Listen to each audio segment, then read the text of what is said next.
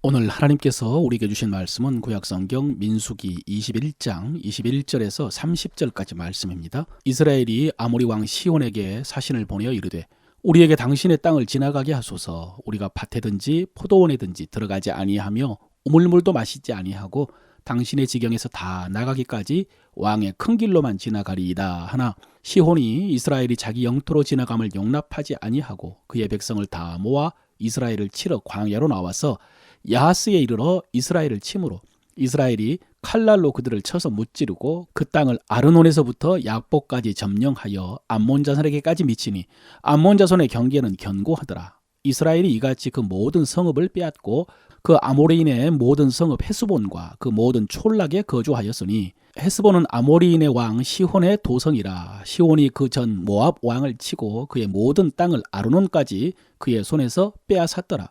그러므로 시인이 읊어 이르되 너희는 헤스본으로 올지어다. 시온의 성을 세워 견고히 할지어다. 헤스본에서 불이 나오며 시온의 성에서 화염이 나와서 모압의 아르를 삼키며 아르논 높은 곳의 주인을 멸하였도다. 모압아 내가 화를 당하였도다. 그모스의 백성아 내가 멸망하였도다. 그가 그의 아들들을 도망하게 하였고 그의 딸들을 아모리인의 왕 시온의 포로가 되게 하였도다. 우리가 그들을 쏘아서 헤스본을 디본까지 멸하였고 메드바에 가까운 노바까지 황폐하게 하였도다 하였더라. 아멘. 오늘도 성령님께서 하늘에 계신 하나님의 음성을 들려주시고 그 말씀을 통해서 하나님의 인도함을 받는 여러분 되시기를 바랍니다. 민수기 21장에는 이스라엘 백성이 요단 동편을 통해서 가나안으로 향해 가면서 있었던 일이 기록되어 있습니다. 특히 그 과정에서 세 개 나라는 피해서 지나가고 두 개 나라와는 싸워서 정복한 일이 기록되어 있습니다. 앞서 이스라엘 백성들은 에돔에 사신을 보내가지고 왕의 대로를 지나가게 해달라라고 부탁을 했는데 에돔 왕이 거절함으로 에돔 땅을 돌아갔었습니다. 그 다음에 이스라엘 백성들은 모압과 암몬의 경계를 지나갔지만 역시 그들과 싸우지 않고 지나서 비스가산에 도착을 했습니다. 여러분 지금 민수기에는 이렇게 이스라엘 백성들의 여정만 기록이 되어 있는데요. 그때를 회고한 신명기 2장에 보면은 이때 하나님께서 모세에게 주신 말씀들이 기록이 되어 있습니다. 우리가 앞에서 이스라엘 백성이 에돔을 지날 때 하나님께서 그들에게 주신 말씀을 살펴본 적이 있습니다. 에돔 사람들이 너희를 두려워하고 있으니까 스스로 깊이 삼가고 다투지 말라라고 하셨습니다. 그 다음에 여러분 모압과 암몬의 경계를 지날 때도 마찬가지였습니다. 역시 신명기에 보면요. 여호와께서 내게 이르시되 모압을 괴롭게 하지 말라. 그와 싸우지도 말라. 땅을 내가 너에게 기업으로 주지 아니하리니 이는 내가 롯 자손에게 아르를 기업으로 주었음이라. 또 암몬에게는요. 암몬 자손에게 가까이 이르거든 그들을 괴롭게 하지 말고 그들과 다투지도 말라. 암몬 족속의 땅은 내가 너에게 기업으로 주지 아니하리니 이는 내가 그것을 롯 자손에게 기업으로 주셨음이라. 이렇게 말씀하셨습니다. 여러분 우리는 이 말씀들을 통해서 지금 이스라엘 백성들이 계속해서 하나님의 말씀을 듣고 그 말씀을 따라 행진하고 있다는 사실을 알 수 있습니다. 정확하게는 모세를 통해서 하나님의 말씀을 듣고 그 말씀을 따라가고 있는 것입니다. 지난 주일에 주신 말씀이죠. 하나님은 하늘에 계시고 너는 땅에 있음이라. 이 말씀처럼 하늘에 계신 하나님의 말씀을 듣고요. 땅에서 그들이 가야 될 길을 인도함 받고 또 해야 될 일을 지시를 받은 것입니다. 여러분, 하나님께서 요즘 계속해서 주신 말씀이 이 말씀입니다. 성경에는 주님을 위한 말씀뿐 아니라 우리를 위한 말씀도 다 기록이 되어 있다고 하셨죠. 그래서 성령께서 마음을 뜨겁게 할 때까지 묵상하라는 말씀을 주신 적이 있습니다. 또 가까이 하여 말씀을 들으라고 하셨죠. 꽝 가족의 이야기를 통해서 말씀을 들을 수 있는 자리를 벗어나면 안 된다라고 하셨습니다. 여러분 이렇게 우리는 하나님의 말씀을 귀 기울여 들어야 됩니다. 그래서 하나님의 말씀이 우리 마음에 가득해야 합니다. 그래서 우리가 말을 해도 우리 마음에 가득한 하나님의 말씀을 말해야 되고요. 그러면 하나님께서 반드시 우리가 해야 될 일뿐만 아니라 다른 사람에게 필요한 말씀도 우리에게 주실 것입니다. 그렇게 해서 우리의 삶뿐만 아니라 다른 사람의 삶 속에서도 하나님의 나라가 이루어지는 것입니다. 오늘 읽은 본문에는 이스라엘 백성들이 아모리와 있었던 일이 기록이 되어 있습니다. 그리고 또 읽지 않았지만 이어서 바산과 있었던 일도 이어집니다. 여러분 아모리와 바산은 요단 동편에 있는 나라 중에 가장 강력한 나라로 그들에게는 철병거가 있었고요. 또 그들은 가나안에서 보았다는 거인 족속이 살던 땅이었습니다. 그런데 결과적으로 오늘 이스라엘이 그들을 이깁니다. 물론 이스라엘이 아모리와 바산을 이긴 배후에는 하나님의 손길이 있었습니다. 그러나 하나님의 역사는 또 사람의 판단과 사람의 손을 통해서 이루어지기 때문에 우리는 이 부분을 좀 살펴볼 필요가 있습니다. 오늘 본문에 보면 모세는 아모리 왕에게 사자를 보내가지고 그 땅을 통과해달라라고 요청을 했습니다. 들어보십시오. 우리에게 당신의 땅을 지나가게 하소서. 우리가 밭에든지 포도원에든지 들어가지 아니하며 우물물도 마시지 아니하고 당신의 지경에서 다 나가기까지 왕의 큰 길로만 지나가리이다. 이렇게 부탁을 합니다. 그런데 아모리 왕이 그 요청을 거절하고 오히려 군대를 거느리고 싸우러 나왔습니다.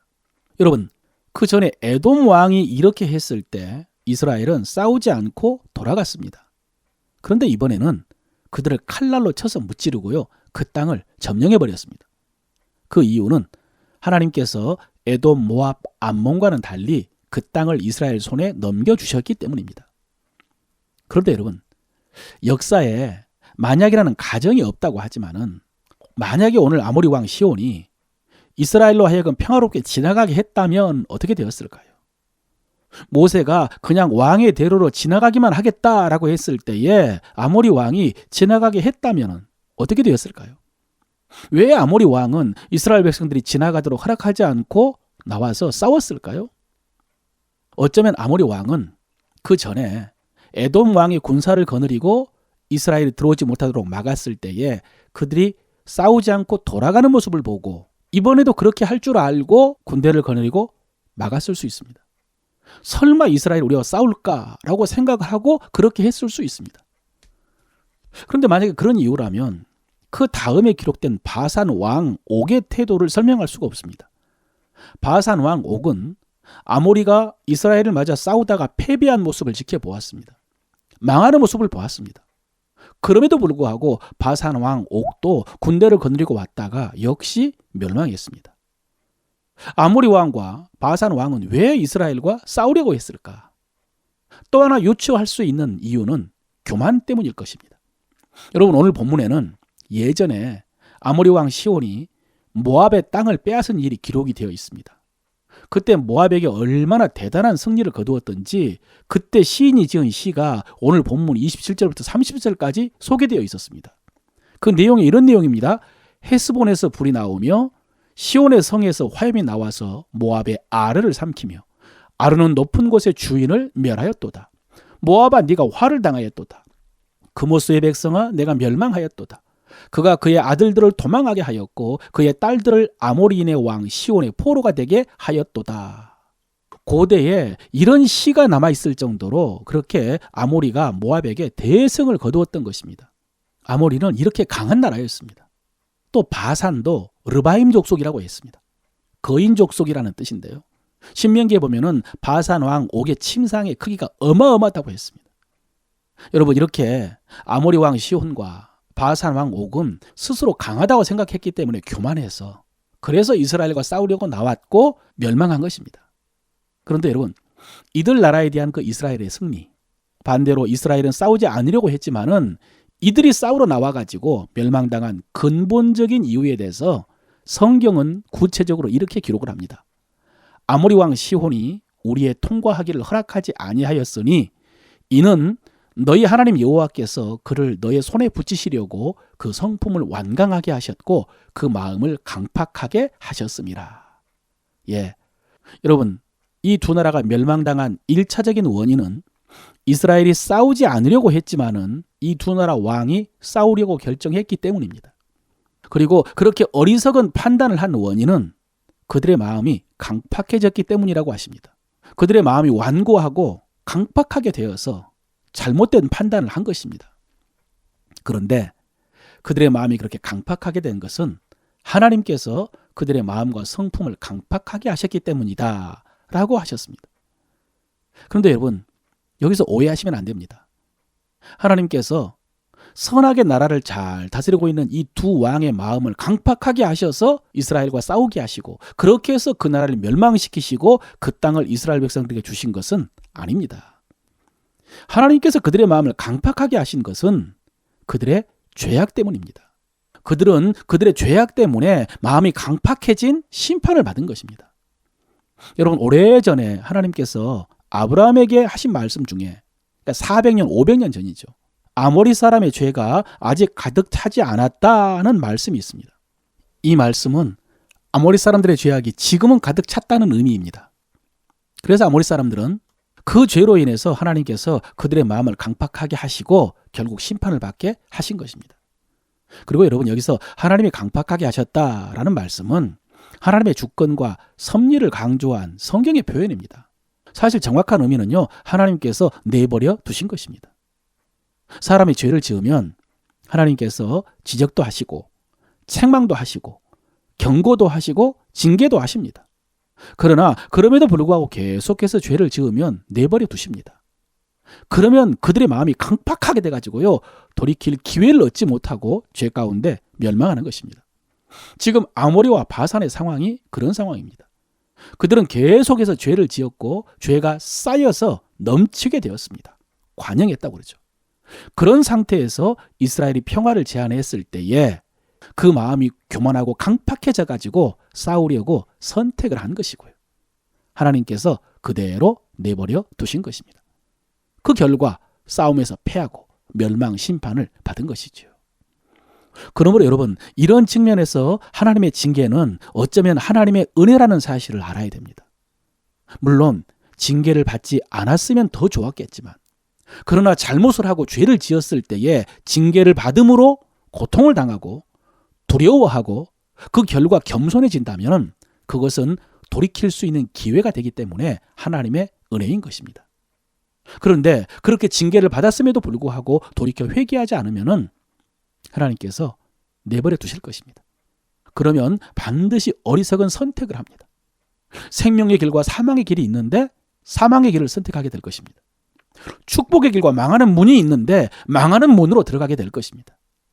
그러므로 사랑하는 성도 여러분, 가장 본질적으로는요, 죄의 길을 가지 말고 의의 길을 가시길 바랍니다. 그리고 말씀을 통해서 나의 죄를 깨닫고 회개하시길 바랍니다. 교만은 패망의 선목이라는 말씀도 기억하십시오. 그리고 마음이 굳어지고 고집스럽게 된 것은 그 패망이 임하기 직전의 상태입니다. 그때 선택하면 패망을 선택하게 될 것입니다. 사랑하는 성도 여러분, 하나님께서 여러분에게 이 말씀을 통해서 은혜 주시기를 바랍니다. 이 말씀을 통해서 사망과 멸망의 길에서 돌이켜서요, 생명과 축복의 길로 행하게 되시기를 주의 이름으로 축원합니다.